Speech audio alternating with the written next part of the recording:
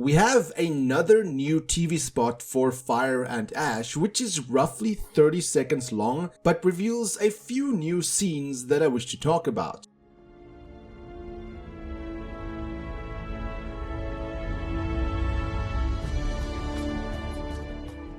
Avatar Theory here, hope you're doing well and having a fantastic day. And I'm not really sure where this TV spot originated from, as I've seen it being posted on Twitter, on Reddit, but I couldn't find the original source. And like I said, the TV spot itself is roughly 30 seconds long and mostly includes scenes that we've seen before. However, there's a couple of new ones and a new dialogue line spoken by Neytiri. Now she says, as she's hugging Loak, Eywa has a path for you. Though she chooses to conceal it, you must trust in her. And I'm guessing that this is Neytiri talking to Kiri in relating to her origin and where she actually comes from. Eywa has a path for you.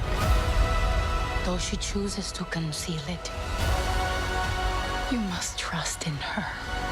Now, as for the new shots in this TV spot, the first one is almost right at the beginning, and it is where the Metkayina clan kind of kneels down, except Neytiri. You can see her, she's standing there strong, bow in hand, fire in the background, looking straight ahead. And considering everything is on fire in the background, obviously the RDA has already set the Metkayina village ablaze. And I'm guessing at this point, something along the lines of Rang telling the Metkayina to kneel before their new leader in order to stop this chaos, but of course Neytiri would not kneel in front of Rang. And then you see a shot of Rang's face, and then you see Neytiri pulling a bow, or getting her bow and arrow ready to shoot at, I'm guessing, Rang, because if you look at the back behind Neytiri, you can also see some Metkayina still standing, and you can see there on the far right is the reflection of obviously the fire, the destruction on the Metkayina village. So I guess, considering that the Metkayina is still standing in the background, that this happens right before they kneel, maybe Varang and Quaritch arrives at the RDA, and then Neytiri gets her bow and arrow ready to shoot, but then Varang tells them, kneel before your new leader in order to stop this destruction. And then that's when she kind of stops herself from letting go of the arrow, and then that's when the Metkayina kneels. Kind of reminding me of the scene, if you remember the very first Avengers movie, where Loki arrives on Earth and he tells everybody to kneel, and the only person that doesn't do it is some old guy, and then Captain America arrives to save him. Something along those lines where everybody kneels except Neytiri, but probably she wouldn't have a choice because we know that Jake kind of gives himself up in the scene, likely to prevent further destruction. Now, as the TV spot goes on, we get this shot of the kids, of Loak on the left side, Spider, Tuk and Kiri. Seems like they're in some sort of cave, and we've seen this shot of Loak from a different angle where it's a bit of a close-up, where we do see him kind of being surprised at what he sees and then looking upwards. So this is likely the shot before that. We can see all of the kids is very surprised or nervous, kind of scared on what they're seeing, especially Kiri and Spider. They're almost not sure what to do in the situation. So I do wonder what they're looking at. Maybe it is the Ash clan and the RDA arriving at the Cove of the Ancestors, and they're just really overwhelmed by the amount of forces arriving at the Metkayina. And then we get a shot of Neytiri hugging Loak, and this is taking place during nighttime, and it kind of looks like Loak still has some white paint on him. So I do wonder if this happens very early on in the movie, shortly after Neteyam's funeral, and they're just hugging each other because obviously they're very emotional about the loss of Neteyam. And we know Fire and Ash is taking place roughly 2 weeks after the Way of Water. And funny enough, looking at this part of the Metkayina village on the left side, at first I thought it was Spider, but then I looked at it again and I was like, no, that's not Spider, because that's a very out of proportion spider, because obviously that's part of the tent, part of the structures. But it's just funny because when I saw that first, I was like, is that Spider? Looking very unusual, but no, that's just part of the Metkayina village. And then of course we get a close close-up of that shot of Neytiri hugging Neteyam, and this is when that voiceover takes place, which I spoke about early on in the video. And then we get a beautiful shot of Neytiri in her tent at the Metkayina village looking upwards at the light, and given her outfit here, it does look like she's wearing the same outfit she had at the end of the Way of Water, so I do wonder if it's connected to the funeral or if she's praying to Ewa here, but it is a stunning shot nonetheless. And then we get a close-up of Kiri looking at that purple light showing on her face. I don't believe we've seen it from this point of view. Previously in other trailers we've seen it from the back, so this I think is the first time we see her face